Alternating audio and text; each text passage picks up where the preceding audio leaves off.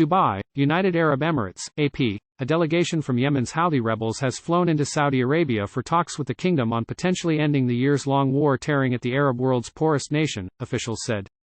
It remains unclear what terms are being discussed between Riyadh and the Iranian-backed Houthis, who have held Yemen's capital of Sanaa since September 2014.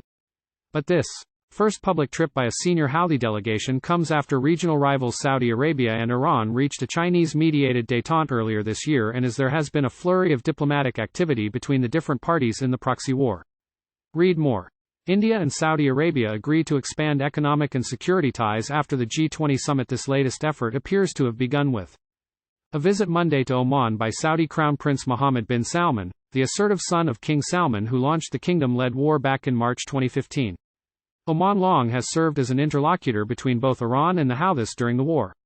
On Thursday, King Salman and Crown Prince Mohammed reportedly received letters from Iran's hardline President Ibrahim Raisi, who is a protege of Supreme Leader Ayatollah Ali Khamenei. The substance of the letters was not publicly acknowledged by either country, but they came as an Omani delegation visited Houthi officials in Sanaa. Field Marshal Mahdi al-Mashat, the head of the Houthis Supreme Political Council, issued a statement via the Houthi-controlled Saba news agency praising the peace efforts. Peace was and remains our first choice, which must be worked on by everyone, al-Mashat said. In response to the mediation of Oman, the national delegation will go, accompanied by the Omani delegation, to Riyadh to complete consultations with the Saudi side. Early Friday, the state-run Saudi press agency acknowledged that a Houthi delegation had been invited to the kingdom, without elaborating. The English-language newspaper Arab News, which is owned by a company long tied to the kingdom's royal family, reported that the 10-member Houthi delegation had flown into Riyadh on Thursday night. Jake Sullivan, President Joe Biden's national security advisor, welcomed Saudi Arabia's hosting of the Houthi delegation and thanked Oman for its role in brokering the talks. We call on all parties to this terrible conflict to further solidify and expand on the benefits of the truce that has brought a measure of peace to the Yemeni people, and ultimately bring this war to an end, Sullivan said in a statement. Read more. 5 UN staff members reportedly walk free after Yemen kidnapping 18 months ago. Analysts have described the move by Saudi Arabia to welcome the Houthi delegation publicly as a positive step. However, it isn't yet likely the definitive moment in reaching a peace in Yemen, though it is important, said Faria al-Muslimi, a research fellow at Chatham House. This is no doubt a crucial step in further de-escalation in Yemen, he said.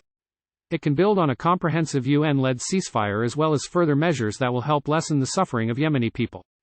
Yemen's conflict began in 2014 when the Houthis seized Sanaa and much of the country's north. The internationally recognized government fled to the south and then into exile in Saudi Arabia.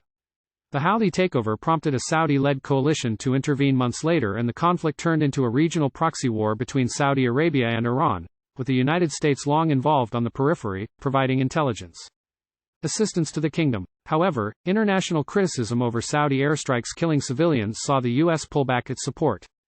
But the U.S. is suspected of still carrying out drone strikes targeting suspected members of Yemen's local al-Qaeda branch.